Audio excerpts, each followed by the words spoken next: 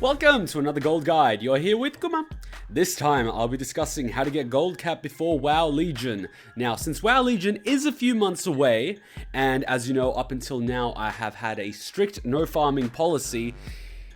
If you're trying to hit gold cap now, you're probably going to have to do a little bit of farming. So every other guide up until now that I've had, everything from turning honor into gold, your garrison gold cap guide, your naval bases, using enchanting, flipping the AH, using alchemy and enchanting transmute, using your salvage yard, which is going to be a guide I'm making soon, using tailoring and also stockpiling items in tailoring for WoW Legion, as well as other items to stockpile. Those are all prerequisites. So if you haven't watched those guides yet, you should watch them now. Just click on the playlist link down below that I'm putting in the description and you can check out those videos. So this video will not cover anything in those. We're just going to cover everything on top of that. We're building on top of that. Basically, I've already hit gold cap right now. I've got about 1 million on this toon, and I've got, I think, about 3 million at the moment.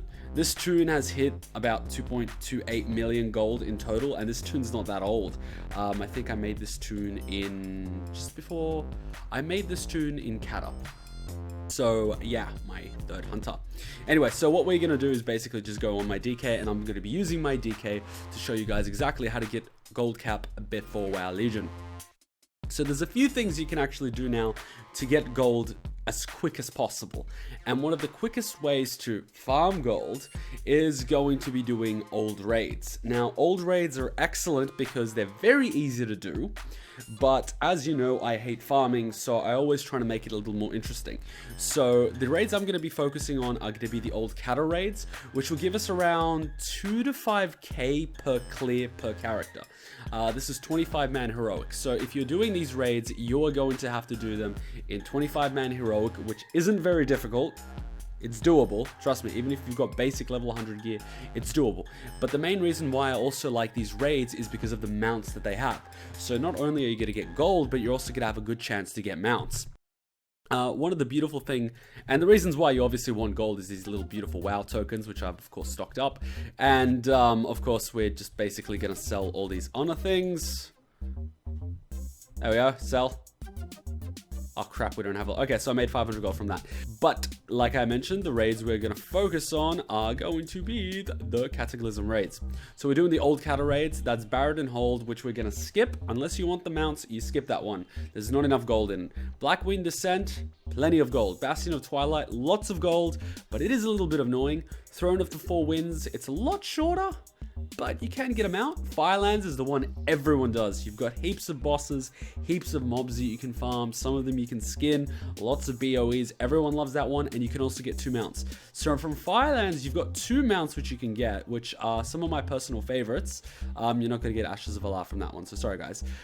You can get the Flame Talon of Alizrazor, which is basically the big bird which you kill. You've got a chance to get this sweet little baby from there.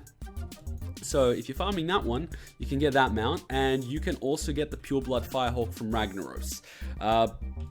25-man heroic drops this little baby. I think the 10-man heroic also drops it, but also the 25-man heroic drops it, so it's all good.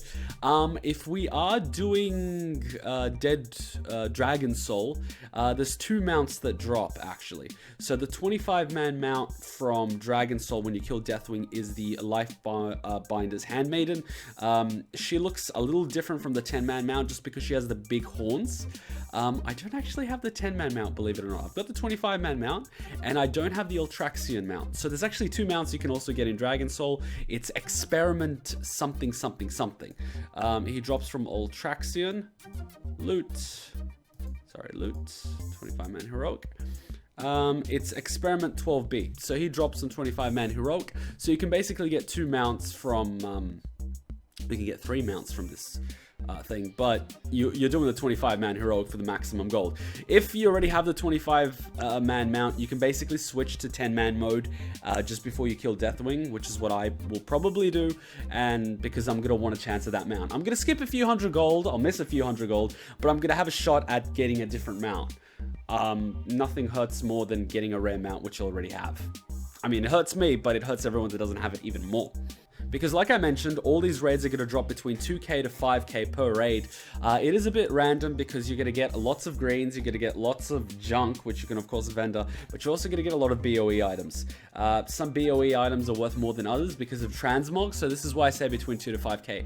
On average, you're going to get around 3-ish k gold raw, which you get from just vendoring stuff, but you're going to get a lot of greens, you're going to get a lot of transmog, you're going to get a lot of craft items, which you can actually use to build up items and different things. So if you actually sell these, you will sometimes get around 5k per character.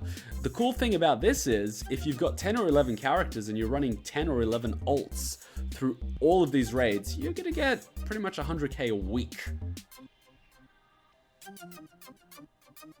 If we're getting 3k per toon, and we've got 10 toons, that's 30k. But that's just one raid. If we're doing all the raids, we're going to get hundreds of thousands of gold. So if you're trying to get a gold cap as quick as possible, you can actually do it by farming. So Blackwind Descent is fairly easy. The only problem you're going to have with Blackwind Descent is Maloriak. I remember doing him as a hunter. He does have some very strong abilities, so you're going to have to burst him down where he's about to die very quickly, otherwise you're going to die. So save your cooldowns for the end of the fight. The rest of the fights shouldn't be difficult. Omnitron, you should one-shot. Magmor, you should kill in no time. Atramedes, you don't even have to worry about the sound. You'll just kill him. Chimeron, same thing. Nefarian is not too bad. It's a few phases of the fight, but you should be okay. The only thing you would have a problem with is Sinestro, who is not in this one. Sinestro is in Bastion of Twilight. So if you're doing 25-man heroic and you're doing Bastion of Twilight, you're going to have Halphus, who's going to be easy. Threlion and Valiona, you should watch out. I say this just because of the Blackout ability. Since you don't have more than one player to divide the hit, so the hit is 2600,000. Well, 2600,000. Yeah, pretty much. And it's divided amongst all the members that are hit. Since you're the only one there, you're going to get hit for the full blast. And since our health is only 336,000, if you're not healed up and you take that hit when you're below 26,000 health, you are basically going to die. So make sure your health is high. And if you have tank specs, now's the time to use it. Other than that, Council is easy, Trogal is easy. Sinestra, please watch the fight. If you do not know the mechanics of the fight, you will die. I don't care if you're level 100. I died at Sinestra at level 100. It is embarrassing. So learn the mechanics, otherwise you're going to die. But other than that, she gives you some pretty cool stuff. She gives you wrists and she doesn't give you any weapons. Okay, I lied. She doesn't give you cool stuff. But if you want to kill Sinestra for the achievement, make sure you watch the fight. Throne of the Four Winds is just basically Conclave, which is very easy, and Alakir, who's not that difficult. So the Conclave, you basically got to kill the 4 guys, you got to get loot for it, and Alakir, you basically got to kill as well, and you've got a chance of getting him out. He drops the Reign of the South Wind, which is a cool big fat Drake, which I do not have, so I should probably start farming him. Firelands, like I mentioned, is fairly easy. You're just basically going to kill this big spider boss very quickly. You're going to burst down Lord Rylith before he hits the outside lava. I mean, you should be able to kill him without having to really guide him around. But basically, if you hit his left leg, he's going to turn on the left. If you hit his right leg, he's going to turn on the right. So basically, what you want to do is kill him, destroy all of his armor, and kill him before he hits the lava on the outside. Because if he hits the lava on the outside, he's going to start exploding lava everywhere. Your DPS should be high enough, so I wouldn't worry. Alice Razor, she's basically going to fly, so you're basically going to have to collect the little feathers on the ground that she drops. You go up and you basically DPS her down. If you're a melee, you got to melee her down. If you're a hunter like me, you just shoot her while you're chasing her. Shanox might be a little bit of a problem because he has 2 guard dogs. They're basically his ads, and they can stun you for about 20 seconds. So if I recommend anything, it's kill his ads straight away and then focus Shanox down. Balrog should be easy. He was just a DPS check back in the day, so if you didn't have enough DPS, you wouldn't be able to progress. We should have plenty of DPS, so you should have no problem.